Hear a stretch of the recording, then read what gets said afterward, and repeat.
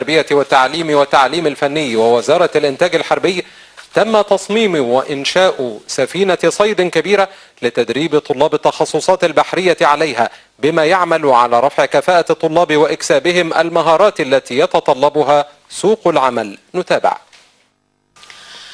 من منطلق الاهتمام بالعامل المصري وتأهيل خريجي التخصصات المختلفة بمدارس التعليم الفني بحيث يكتسب الكفاءة التي تمكنه من دخول سوق العمل، أسندت وزارة التربية والتعليم الفني إلى وزارة الإنتاج الحربي تصميم وإنشاء سفينة صيد حديثة مصنعة من الحديد يتم استخدامها لتدريب طلاب التخصصات البحرية خلال العام الدراسي وخلال التدريب الصيفي، كما يتم الاستفادة منها في تحقيق عائد مادي يعود على المدرسة. في الزمن القديم كنا بنشتري مراكب خشب، إنما الآن الاتجاه العام شراء وتصنيع مراكب حديد، طبعا لما فيها مواصفات فنية أفضل من المراكب الخشب. السفينة الجديدة يتم من خلالها تدريب الطلاب على الجزء العملي في المناهج الدراسية، والسفينة مزودة بأحدث الوسائل التكنولوجية من مواتير تشغيل ومولدات للكهرباء ومحركات بحرية ذات مواصفات فنية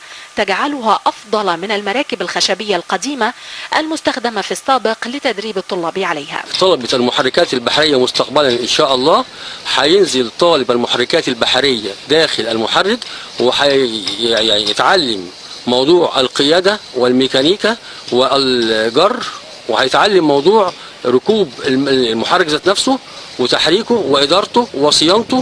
المركب مزودة بمولد لإنتاج التيار الكهربائي 220 فولت و24 فولت أثناء سير المركب. الجزء اللي أمامنا ده الكمبرسور بتاع التلاجة عندنا حوالي 2 متر في 2 متر مكعب وتسع حوالي 50 طاولة سمك أثناء سير المركب في عرض البحر. الاهتمام بالتعليم الفني بتخصصاته المختلفة وإكساب طلابه المهارات والكفاءة التي يحتاجونها أدوات ربما تعمل على الحد من البطالة والانطلاق بالمجتمع نحو آفاق التنمية. سوزان مصطفى للتلفزيون المصري.